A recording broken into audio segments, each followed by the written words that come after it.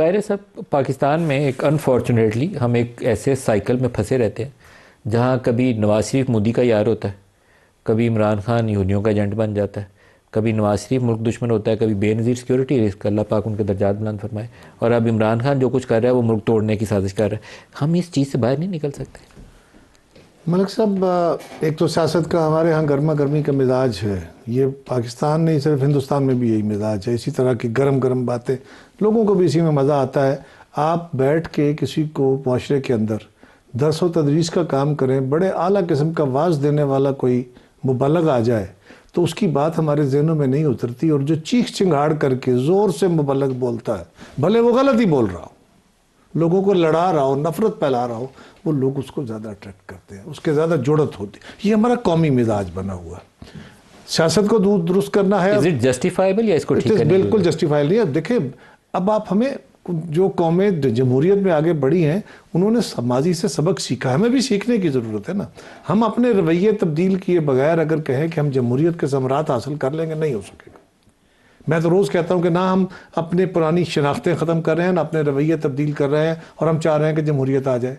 नहीं आएगी इस तरह जमहूरियत, उसके समरात नहीं मिलेंगे। खाली इलेक्शन करा दिए, खाली सुप्रीम कोर्ट बना दी और ये एक फसाद सा बना दिया, ये इस तरह काम नहीं चलेगा।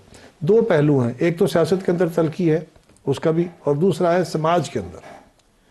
जो समाज के अंदर तलखी है ना मलिक साहब, उसका इलाज किसी लीडर के पास, एक के पास नहीं है।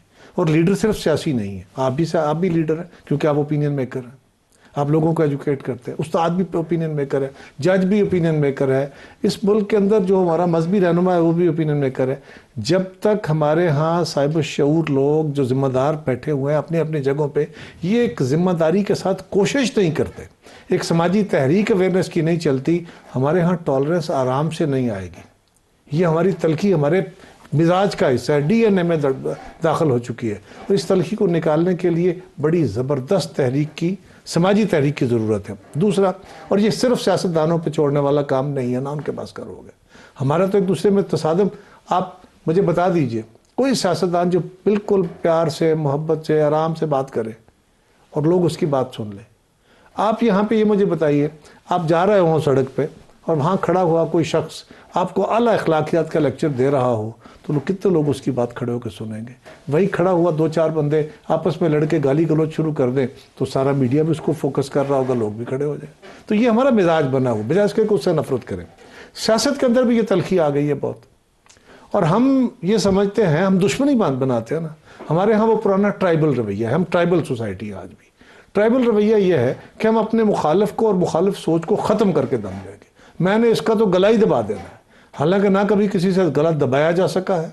वक्त के साथ साथ कभी किसी को अपने तंग कर लिया, कभी किसी के खिलाफ केस बना लिए, कभी किसी को दबा लिया। ये पूरी तारीख है हमारी 70 साल की, लेकिन ना कोई माजी में ख़त्म हुआ, ना आज ख़त्म होगा। जेलों में डाल के कोई नहीं ख़त्म हुआ, कोई ख़त्म नहीं होता। लेकिन एक बात ज़रूर समझने की है, सियासी जमातें अगर ये समझती हैं कि हमने सियासी स्पेस को बढ़ाना है, सिविल स्पेस पैदा करनी है, तो सिविल स्पेस पैदा करने के दो तरीके हैं। मेरी जान, हो सकता है मैं गलत हूँ। एक तरीका यह है कि आप लड़ पड़े इदारों के साथ, और लड़ के अवामी ताकत के ज़ोर पे आप फतह हासिल कर लें। वो पॉसिबल नहीं है, वो पॉसिबल भी नहीं है। और जिन मुल्कों में ऐसे इनकलाब आए उसके समरात देख लीजिए क्या है। और जिन मुल्कों में भी रिसेंट पास्ट में, वो अरब स्प्रिंग हो या बाकी इस तरह के, अरब स्प्रिंग तो अमेरिका का एक एजेंडा है। वो नहीं, मैं उसको जहाँ लेके गया तो खौफनाक बात है कि वहाँ पे अरब स्प्रिंग के नाम पे, आज़ादियों के नाम पे आपने तहरीकें तो चला ली। हुआ क्या कि या मिलिट्री कू हो गए, और या राइट विंग जो है, एक्सट्रीमिस्ट जो है, उन्होंने आके हुकूमतें संभाली। ट्यूनिस, यमन, लीबिया, शाम, मुल्क तबाह हो गए, आग लग के बर्बादी हो गई। और जहाँ जो मुल्क अभी तक बचे हुए हैं वहाँ पे उनकी आज़ादियाँ जो थोड़ी बहुत थी वो भी गई। अब हमें समझने की ज़रूरत है कि सियासत के अंदर मोहतरमा बेनज़ीर भुट्टो शहीद और मियाँ नवाज शरीफ की लड़ाई रही, हम सियासी क्लैश करते रहे। जिस दिन मोहतरमा बेनज़ीर भुट्टो शहीद गई मियाँ नवाज शरीफ के पास जद्दा और कहा, मियाँ साहब आइए COD करते हैं, हमें सियासी जमातों को मिल के बैठना है, हमने मिल बैठना है तो सियासत की स्पेस बढ़नी है। वो गई, वायदा हुआ, वो वापस आई, मियाँ नवाज शरीफ की वापसी का रास्ता खुला, और वापस आके मोहतरमा शहीद हो गए। अल्लाह पाक। और उसके बाद टाइम थोड़ा रह गया, छोटा मैं एक लाइन में ख़त्म करता हूँ। उसके बाद तरमीम भी की थी हमने, NFC भी किया था हमने, बहुत सारे काम वो किए थे जिससे सिविल स्पेस पैदा बढ़ी थी। आज भी वही फार्मूला है, जब तक सियासी कुव्वतें इकट्ठे होकर नहीं बैठेंगी, ये सिविल स्पेस नहीं